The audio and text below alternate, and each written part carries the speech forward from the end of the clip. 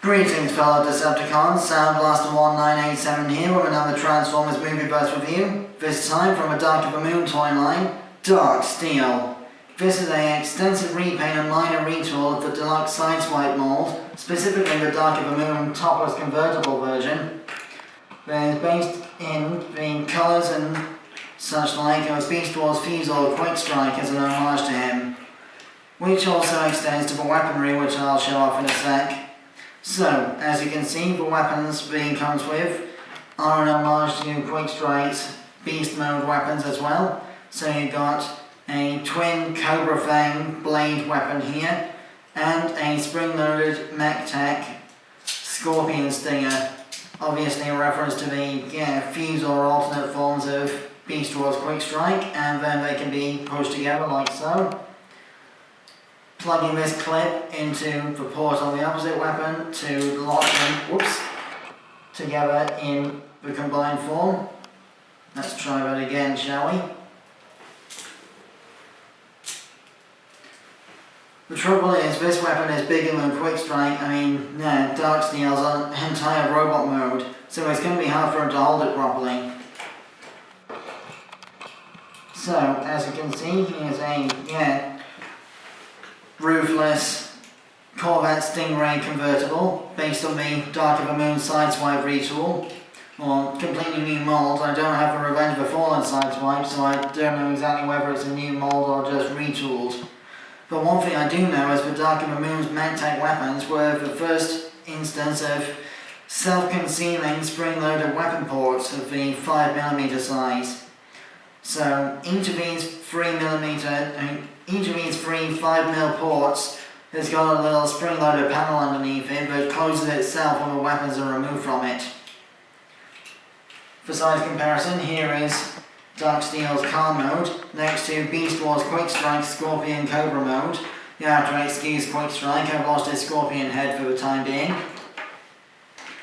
And in addition to that, Cybertron.com's toy photograph database has created a fake Scorpion vehicle mode for Darksteel to make him even more like Quickstrike than before. So, to access this fan mode, first unpeg the arm swords and the arms like so, extend them forward to homage the Scorpion claws like so.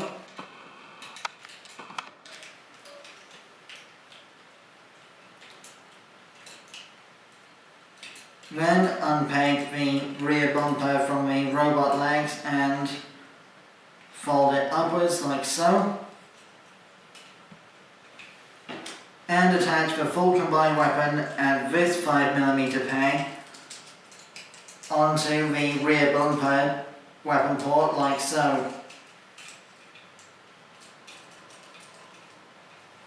And here we have Darksteel in his Scorpion fan mode creation, but he is of course once again credited to Cybertron.com. Obviously this is a non-canonical third mode that was created by the photographers on the website, but another comparison with the Quickstrike original design, you can see a lot of homages here. Obviously with Quickstrike being a basic class Beast Wars figure, he's a lot smaller than Darksteel. So, to complete the proper transformation to robot mode, remove the combined weapon. Then unpeg the doors like so to become back-mounted wings and get them out of the way. And yes, the wing mirrors are made of rubber in order to stop them being fragile and breakable. They can still get damaged if you're too rough with the plastic, but obviously they're a lot less breakable than solid plastic wing mirrors would have been on this mold. So get the wings out of the way like so, then come underneath here to the legs, unfold the feet like so, then bring out these pieces as heel spurs and toe pedals respectively, then get the legs in a sort of digitigrade chicken walker kind of pose, if at all possible. Be extremely careful though, because the seats in the vehicle mode are sculpted onto the backs of the thighs, so it makes it really hard to align the backpack panels and such. So, same on both sides with the legs. You want to bring the rear bumper parts out of the way, unfold like so, then bring the foot and heel spur pieces down,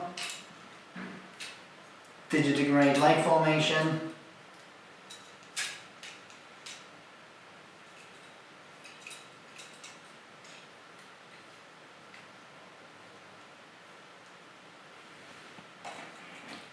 then what you want to do next is you want to fold the torso detail piece up like so, disconnect the middle section of the front bumper from the edges,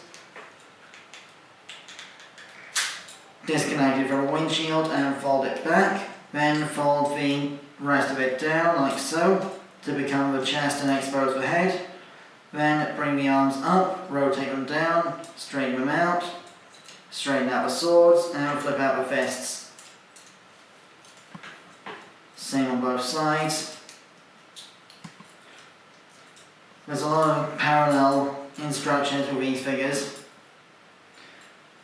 Then once you've done that, you want to bring the backpack up out of the way. Then lock this tab into this slot down here to lock the chest plated position. It's going to take a little bit of force to get that sorted, but once you've done that, you can just display the door wings however you want.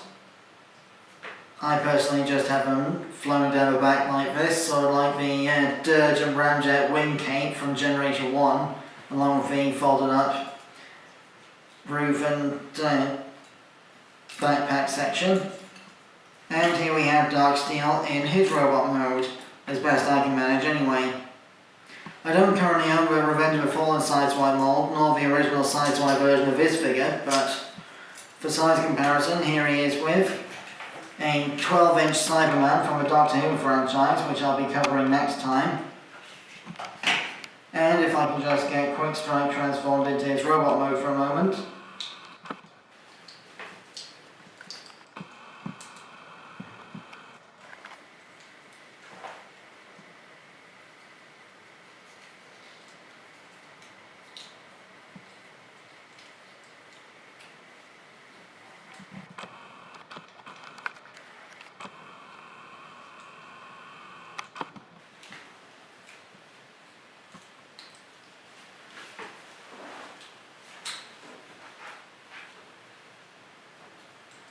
Hasbro, if you're watching, we really need a non-transparent Quickstrike figure at some point.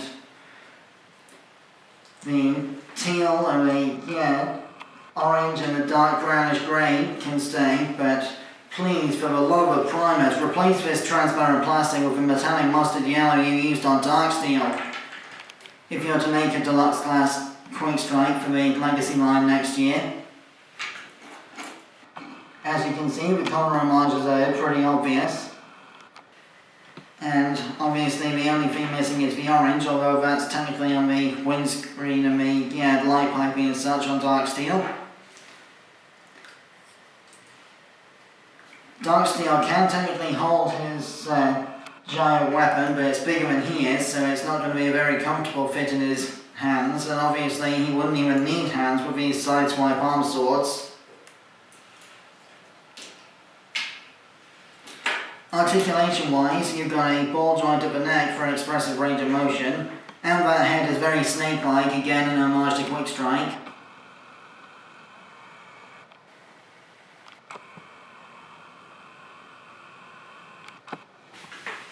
Then you've got universal motion of the shoulders, which is a ball joint at one end and a hinged strut for transformation at the other.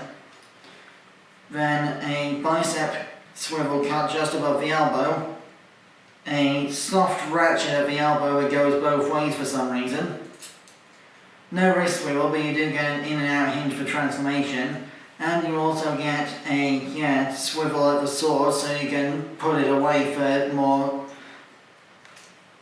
use of the arms for holding weapons and such.